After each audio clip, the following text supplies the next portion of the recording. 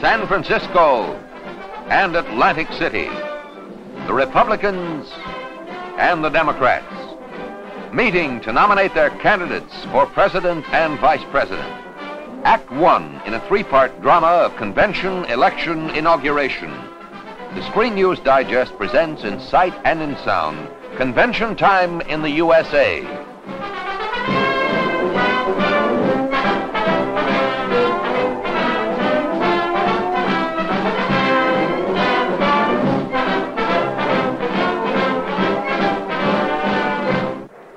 Will the sergeant at arms clear the aisle? Will the delegates kindly take their seats? Having arrived and a quorum of the delegates being present, I do now declare the 28th convention of the Republican Party in session and call the convention to order. The Republicans meet at the Cow Palace in San Francisco and salute America's former president, Dwight Eisenhower.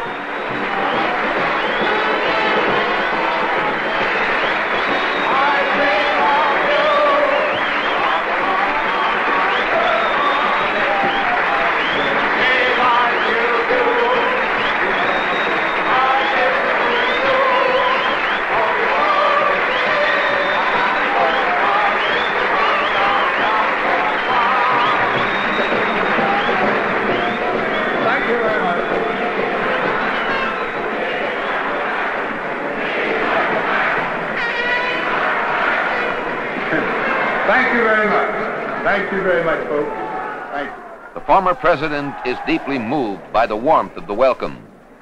Mr. Chairman, Congressman Halleck, and my fellow citizens, I want to tell you, I am forever and shall forever be sensible to the great honor that was twice bestowed upon me by a body such as this. It is the highest ambition that any American can have. And by your generosity and by your action, I was permitted, a poor farmer boy from Kansas, to enjoy it. Now the nominations. Senator Dirksen of Illinois offers Senator Barry Goldwater of Arizona. Let's give 190 million Americans the choice they've been waiting for. Let's place before the people the cause of a party which was born to preserve the Union. And I'm honored indeed, and I'm proud to nominate my colleague from Arizona to be the Republican nominee for President of the United States.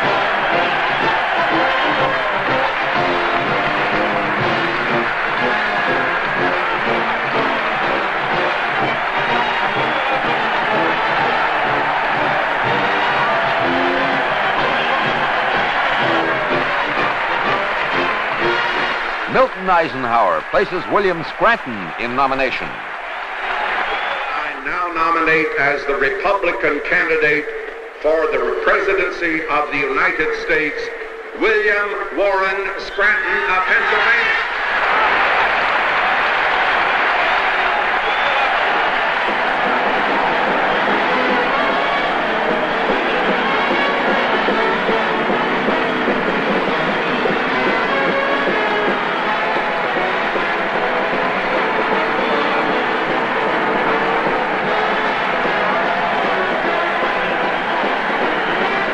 It is D-Day H hour. The balloting begins. Vote for Goldwater. 87 to 5. Oklahoma, 22, Goldwater.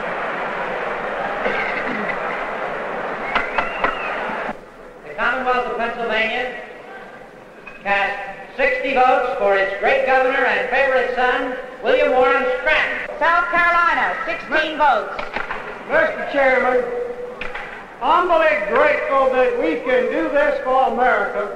South Carolina cast 16 votes for Senator Barry Goldwater to put him over the top. Barry Goldwater has received the highest honor his party can bestow.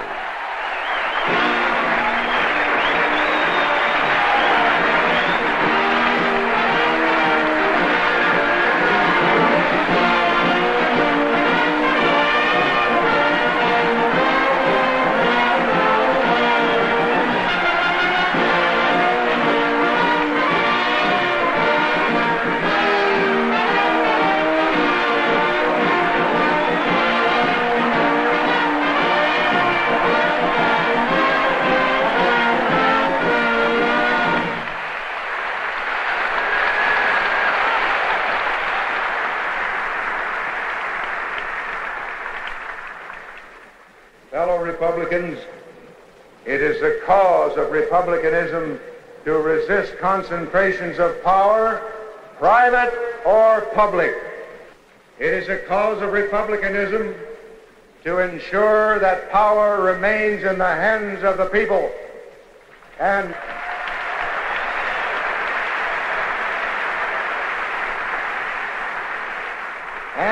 so help us God, that is exactly what a Republican president will do with the help of a Republican Congress.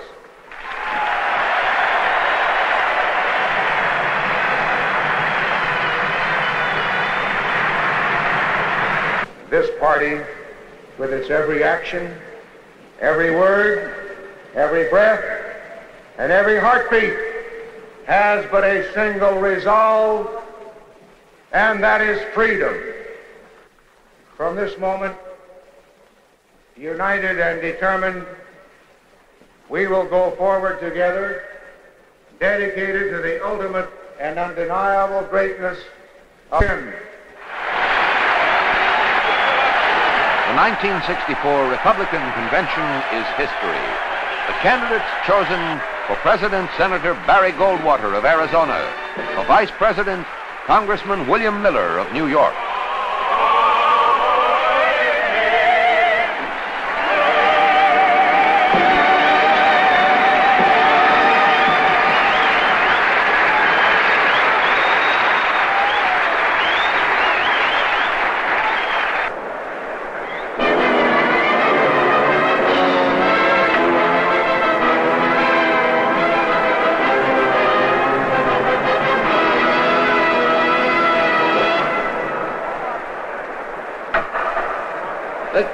The 34th Convention of the Democratic Party of the United States is now called to order.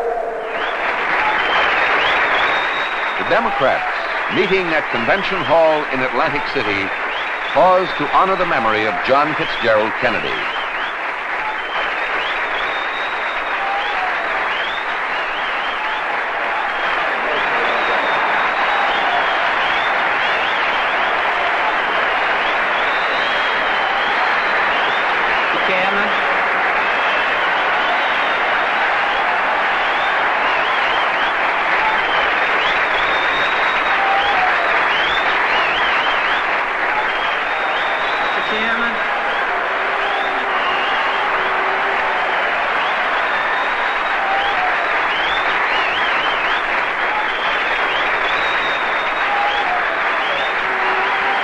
Robert Kennedy speaks as only a brother can of the late president.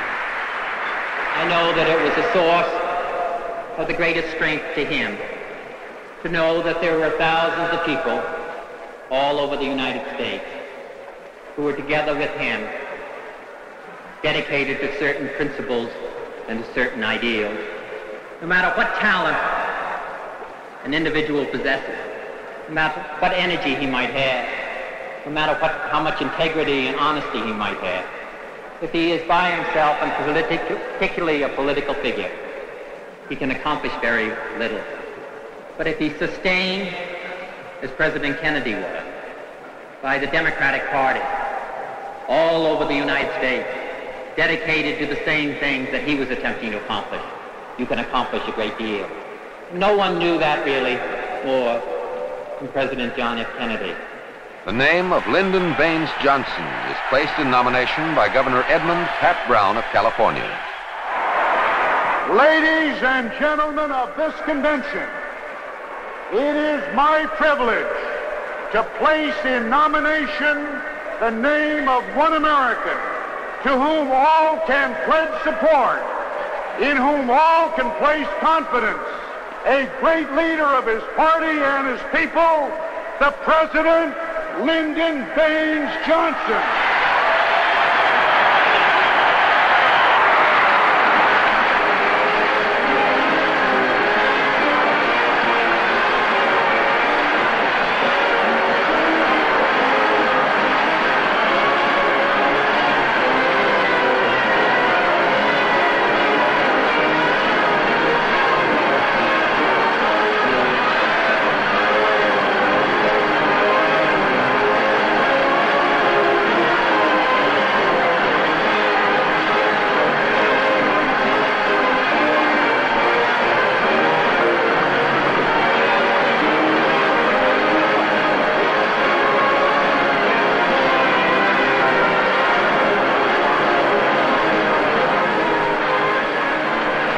Convention Chairman, House Speaker John McCormick of Massachusetts, addresses the delegates.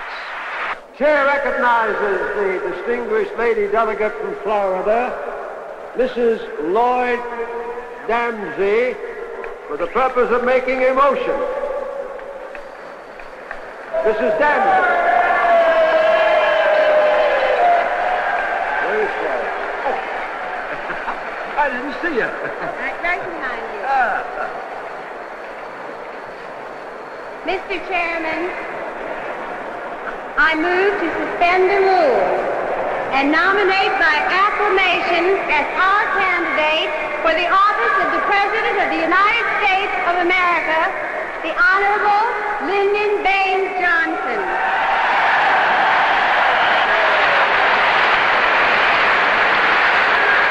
The climactic moment, the convention makes its choice.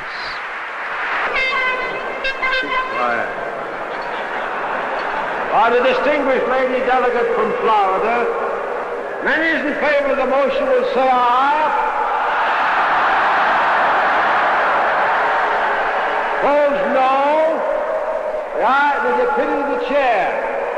2/3, and in fact unanimously, but in the opinion of the chair, being complying with parliamentary law, again in the opinion of the chair, 2/3 having voted in the affirmative, the rules is suspended, and the Honorable Lyndon B. Johnson is nominated by acclamation as our candidate for office of President of the United States.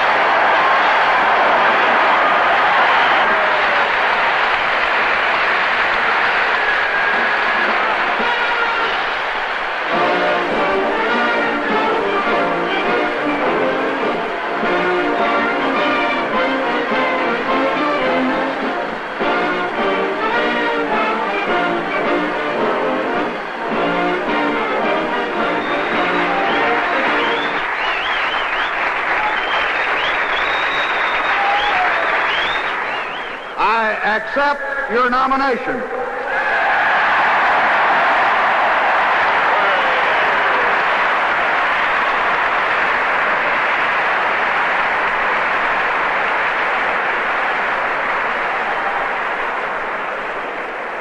I accept the duty of leading this party to victory this year.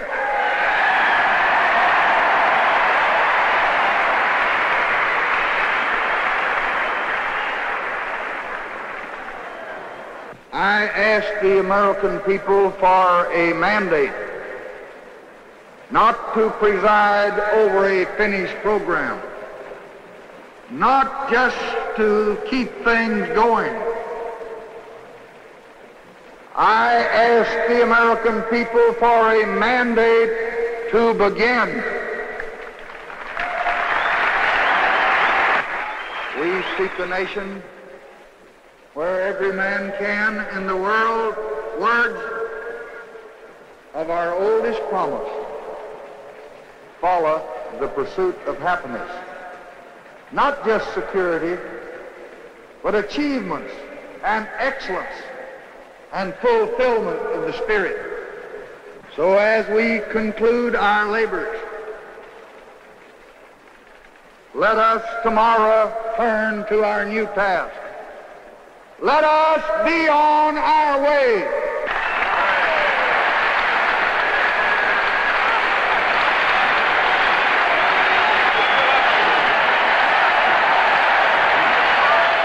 The Democratic ticket for 1964, President Lyndon Johnson of Texas and Senator Hubert Humphrey of Minnesota.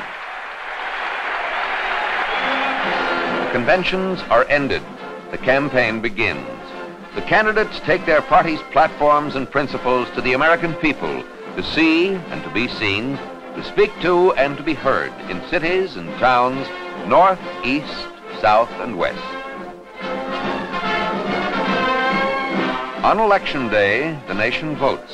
Democracy speaks. 70 million people go to the polls, choosing their president, as Americans have done since the election of George Washington a century and 3/4 ago.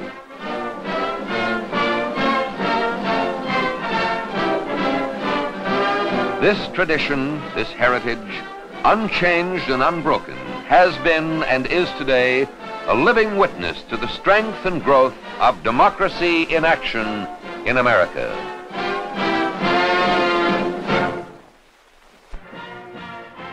To widen your horizons, to stimulate your interest in things going on about you, Wolf & Dessauer, one of America's great department stores, has presented the Screen News Digest as a public service.